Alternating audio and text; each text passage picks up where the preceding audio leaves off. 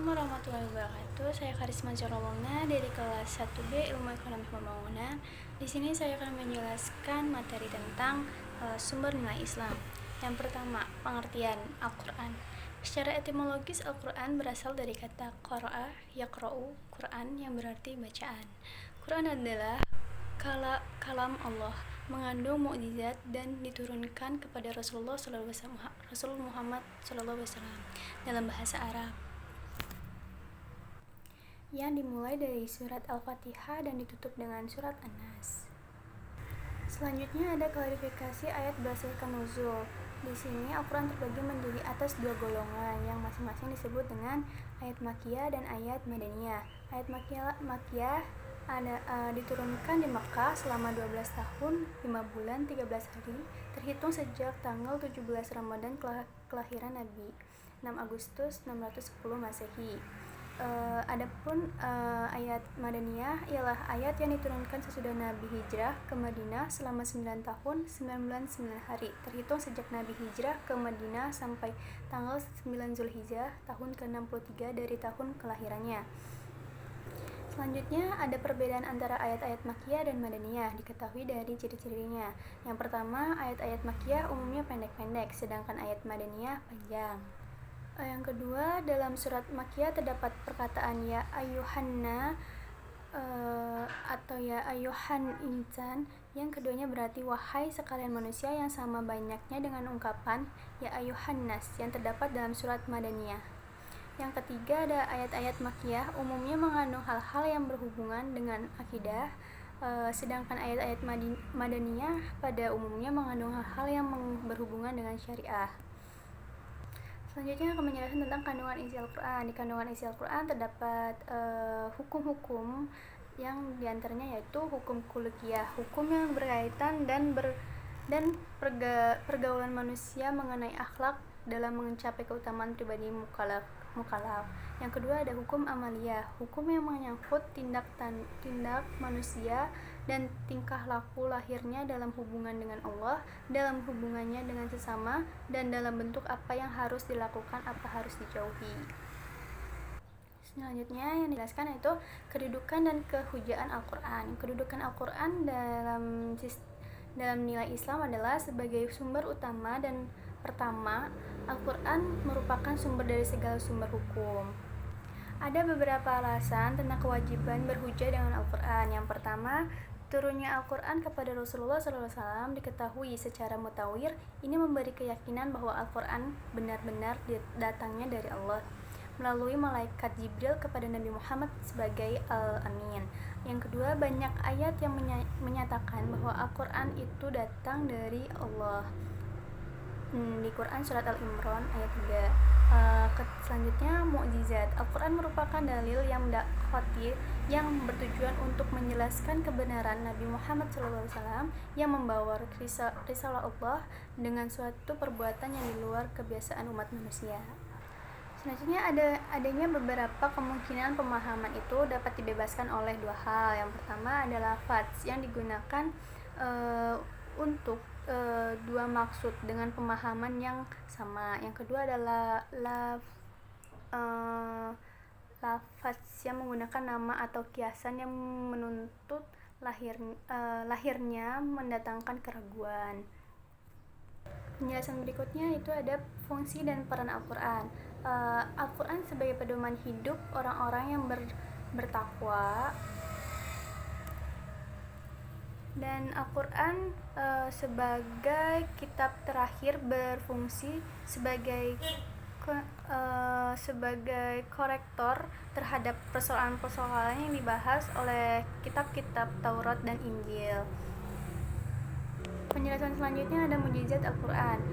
Yang pertama ada keindahan bahasa, yang kedua pemberitaan mengenai masa lalu yang terbukti kebenarannya secara arkeologis, yang ketiga ada ramalan tentang masa depan yang ternyata memang kemudian terjadi. Contoh terdapat di Quran surat 30 ayat 2-4. Yang terakhir, kandungan sebagai pedoman hidup untuk kebahagiaan di dunia dan di akhirat.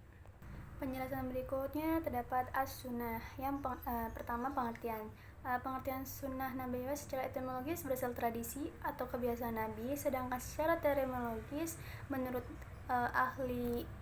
ahli fikih, sunnah adalah segala yang diriwayatkan dari Nabi SAW berupa perbuatan, perkataan, dan ketetapan yang berkaitan dengan hukum.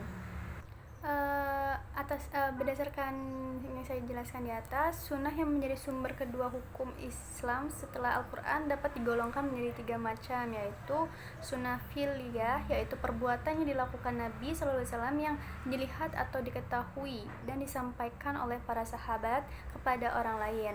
Yang kedua, sunnah qauliyah, yaitu ucapan Nabi SAW yang didengar oleh dan disampaikan seorang atau beberapa sahabat kepada orang lain. Yang ketiga, sunnah takririyah, yaitu perbuatan atau ucapan sahabat yang dilakukan di hadapan atau sepengetahuan Nabi. Penjelasan selanjutnya ada fungsi sunnah. Fungsi hadis sunnah nabawiyah dalam hubungannya dengan Al-Quran adalah untuk menjelaskan kepada umat manusia ajaran-ajaran yang diturunkan Allah melalui Al-Quran. Penjelasan Rasulullah terdapat Al-Quran ada beberapa bentuk, diantaranya yaitu ada bayan tafsir watudihi, memberikan penjelasan terhadap apa yang dimaksud dalam Al-Quran. Yang kedua, bayan takid wa takrir, menguatkan dan menegaskan hukum yang tersebut dalam Al-Quran. Yang ketiga ada isbat atau insya, menetapkan sesuatu hukum dalam sunnah yang secara jelas tidak terdapat dalam Al-Quran. Selanjutnya ada penjelasan tentang klasifikasi hadis. Hadis sendiri terbagi menjadi 2, yaitu mutawatir, yaitu suatu hadis yang diriwayatkan oleh orang banyak yang tidak mungkin sepakat untuk berdusta. Yang kedua ada ahad, yaitu suatu hadis yang diriwayatkan oleh 3 orang atau lebih tetapi belum mencapai derajat mutawir. Hadis ahad terbagi menjadi 3 golongan, yaitu masyhur, aziz, gharib. Sedangkan ditinjau dari kualitasnya, hadis terbagi menjadi 4. Yang pertama itu ada sahih, hasan, dhaif, dan maudhu. Yaitu sahih, yang pertama hadis yang diriwayatkan oleh rawi yang adil. Yang kedua hasan, yaitu hadis yang memenuhi persyaratan hadis sahih. Yang ketiga dhaif, yaitu hadis yang tidak memenuhi persyaratan hadis sahih dan hadis hasan. Yang terakhir maudhu, yaitu hadis palsu.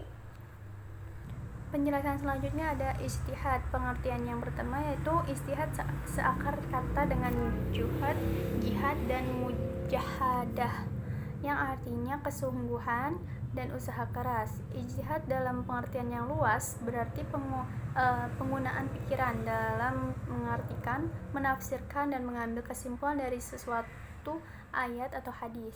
Selanjutnya penjelasan itu kualifikasi mujtahid. Kualifikasi mujtahid secara umum adalah muslim dewasa yang berakal sehat dan merdeka. Penjelasan selanjutnya itu ada tingkatan mujtahid. Yang pertama ada mujtahid al-mustaqil, ada mujtahid mustasib, yang ketiga mujtahid al-muqayyad, yang keempat mujtahid at-tarzij, yang kelima ada mujtahid al-firya. Selanjutnya penjelasan tentang ragam metode ijtihad. Yang pertama itu ada ijma, yang kedua ada qiyas, yang ketiga ada istihsan, yang keempat ada maslahah, yang kelima ada istishab, yang keenam ada urf, yang ketujuh ada zari'ah, yang kedelapan ada mazhab sahabi, yang selanjutnya ada syar'un man qablana, yang terakhir ada ta'arud ad-diyalah. Sekian penjelasan dari saya, kurang lebihnya mohon maaf. Wassalamualaikum warahmatullahi wabarakatuh.